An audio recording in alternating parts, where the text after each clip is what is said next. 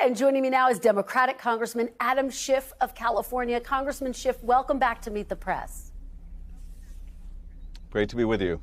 Well, it's great to have you. I want to start off by asking you about that unsealed brief that was filed by Jack Smith. We should note that it was unsealed by the judge. In it, he reveals new details about what happened on January 6th, including, he says, that when former President Trump was told that his then Vice President Mike Pence had to be rushed out of where he was for safety and that he was in danger, Trump's response was, "So what?"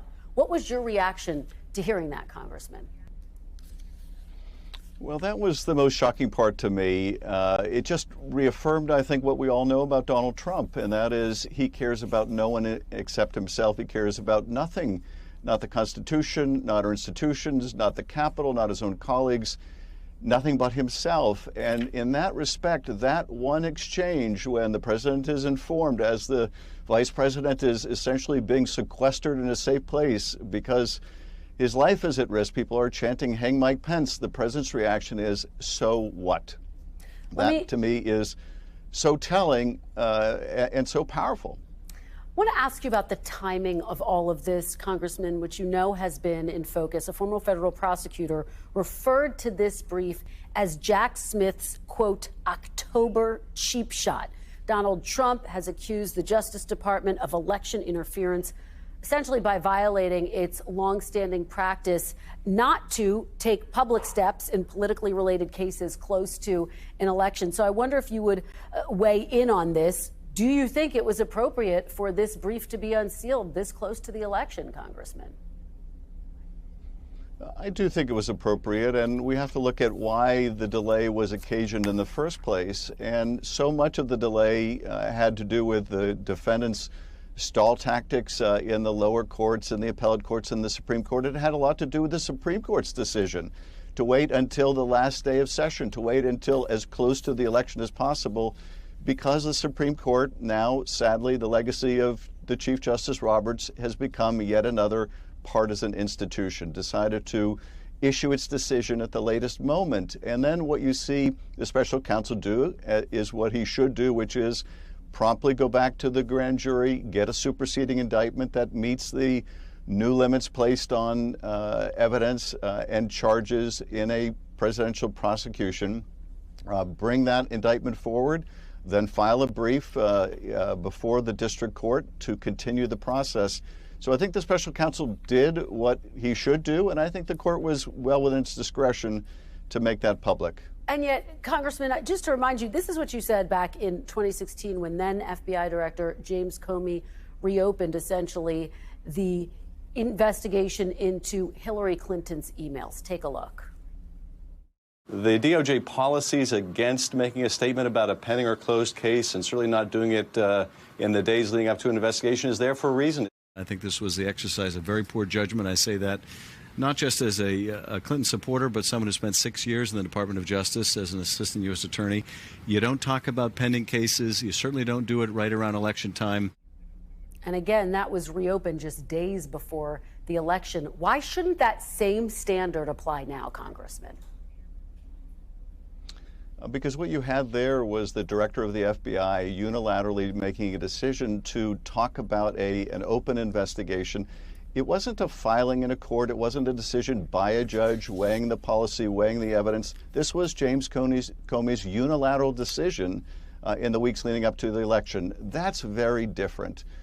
Prosecutors, before bringing a case, and this was before any case was brought by James Comey, or prosecutors speaking to the public about evidence in the case, doing so indeed days before the election, even not knowing what that evidence was. That is a very different circumstance than a court filing made under seal as it was here. This week, President Biden, as you know, said that he doesn't know if the election will be peaceful, though he does think it will be free and fair. Do you think this election will be peaceful and free and fair, Congressman? I think what the president said was all too accurate, shockingly, breathtakingly, tragically accurate. And that is, yes, I think the election will be free and fair, but will it be free of violence at the end of the day? If it is close, if Donald Trump loses again, as I expect that he will contest it. He has more reason to contest it than he did before, not because of any flaw in the election, but because Donald Trump believes, and perhaps with reason, that if he doesn't succeed at the ballot box, he may be going to jail. So he's going to challenge the results. And we saw tragically what happened when he did that 4 years earlier. And what's more, we see him laying the same foundation to fraudulently challenge the results once again, putting out the same big lies that he put out 4 years earlier. So sadly, to hear an American president say that he cannot fully expect that this may be a peaceful transition of power, it breaks your heart, because this is the legacy of Donald Trump, which is we now cannot go into an election with full confidence that the results will be peaceful. Let me shift now to the ongoing developments and escalations in the Middle East. I want to ask you to respond broadly to what you just heard from Senator Tom Cotton, who makes the case that we, quite frankly, hear from former President Trump, which is that part of why you have this unrest, this escalation in the Middle East, is because, as Cotton just said, he argues the Biden administration has been weak in its foreign policy and its policies toward the Middle East. What say you? How do you respond to that allegation that we have heard, quite frankly, not just from Cotton, but from a number of Republicans on the campaign trail? I think it's the kind of nonsense you hear on the campaign trail. Look, we are where we are tragically 1 year after October 7th because Hamas massacred, raped, tortured 1,200 people a year ago, and they still retain dozens and dozens of hostages, including Americans. Hezbollah, the day after Hamas began that war, expressed its solidarity with Hamas by also lobbing projectiles into Israel. That's why we are where we are. And, my heart breaks for the families of those hostages that have gone through a year of hell. Yeah. But I think that we ought to, try to put ourselves in the position of a state attacked the way Israel was. We would never accept the continued governance of a terrorist entity like Hamas. We would never accept a situation where our people are held hostage, as indeed they are today. We would never accept a situation where tens of thousands of our citizens couldn't return to their homes because a different terrorist group, Hezbollah, was continuing to attack them. That's why we are where we are. And Israel will retaliate. If I were advising the Prime Minister of Israel, I would say go after those ballistic missile factories, storage areas. That would be proportionate in my view, but it would also help degrade Iran's capacity. Well, that was going to be my follow-up question, which you just answered, so I appreciate it. Let me turn now to the state of the race. Obviously incredibly close nationally and in key battleground states. You told me the last time we were together on this program in July that Vice President Harris, who wasn't, of course, at the top of the ticket at the time, that you believed she could win the election overwhelmingly. Given how close this race is, Congressman, do you still believe, realistically, that Kamala Harris can win this race overwhelmingly?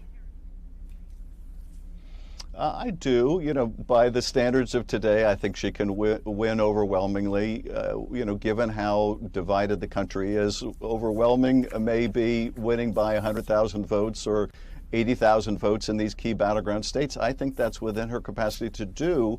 And I made that point because I was at the time urging that the torch be passed to her, and it was. And I think the effect has been dramatic. Young people who were disengaged are now engaged, interested, active, volunteering.